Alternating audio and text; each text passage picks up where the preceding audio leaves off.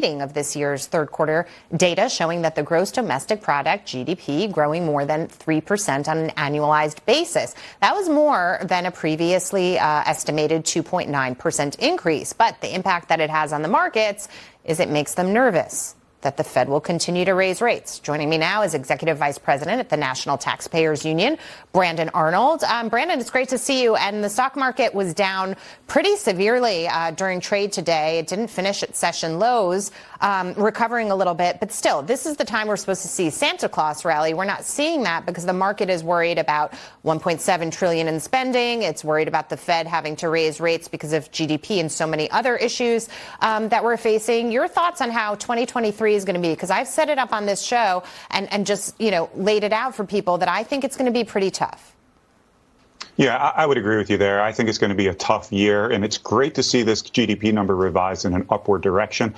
Honestly, that was quite a bit of a surprise for me because after 2 quarters of negative growth, there didn't seem to be a lot to be excited about in this economy. But surprisingly enough, consumer spending has really buoyed this economy. Consumer spending up much higher than expected, even though there are some signs for concerns when it comes to food and energy prices, which both declined in Q3, revealing that there may be some consumers out there really struggling right now. Yeah, and what about the retail sales, though? Because we've been watching the consumer very closely. You're right. It seems like right now everything is intact, but the retail sales number was a little disappointing, especially as we go into the holiday season. You would think people are spending more. I'm wondering if it's starting to catch up with everybody, the kind of spending they have been doing as they're paying more for things.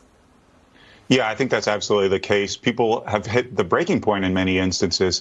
Sustained inflation over the course of more than a year has started to catch up with consumers. We're starting to see that behavior take shape at the retail level. And we see layoffs announced at Walmart. We see layoffs announced at other companies like Gap and H&M. And that's a real warning sign. The consumer sector, the retail sector is about 2/3 of the economy.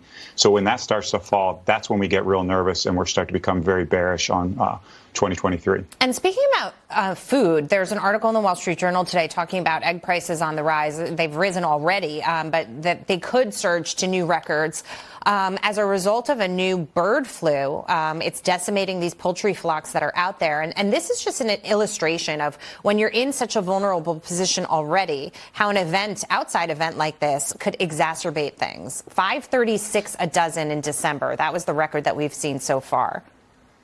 Yeah, I mean, that's absolutely bonkers, to use an economics term there. The increase in egg prices, of course, doesn't just affect you when you pick up a carton of eggs at the grocery store. It has cascading effects because eggs are the ingredient in so many other products. So you see baked goods, for instance, are up about 16% on the year. That trend is going to continue in a negative direction. It's going to continue to rise in price. And that's a real gut punch to the American consumer right now when you can't afford a basic staple like eggs when you go to the grocery store. That's a huge disruption in our day-to-day lives. Something I found really interesting, I think that impacted the market today, too, were Micron's earnings, right? Semiconductor company, sort of a bellwether for Wall Street.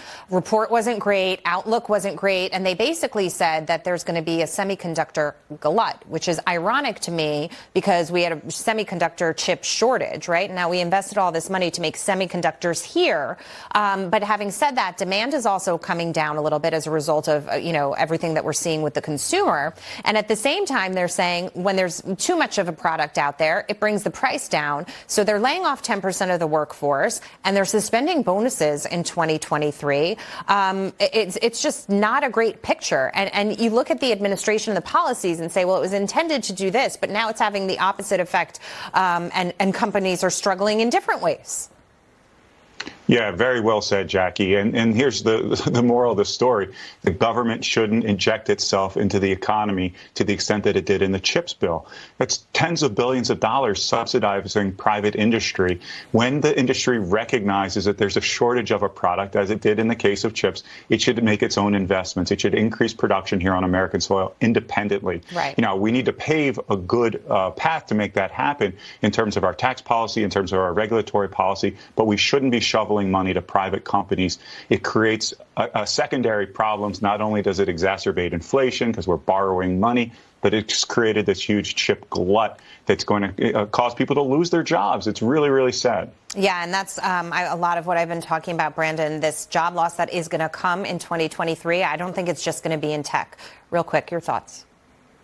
No, I totally agree. Like I said, it's already showed up in retail. Ford is laying off people. We're starting to see it seep into the manufacturing sector. Unfortunately, I think a lot of people are going to be losing their jobs over the next few months. I really hope I'm wrong. It's horrible news over the holiday season, but I do anticipate that this economy is heading into a rocky period here. Yeah, it's unfortunate, especially ahead of the holidays here with Christmas around the corner. Brandon, Arnold, we wish you and your family a Merry Christmas, a Happy New Year as well. We're all going to have to get through 2023 together and figure it out. Thank you.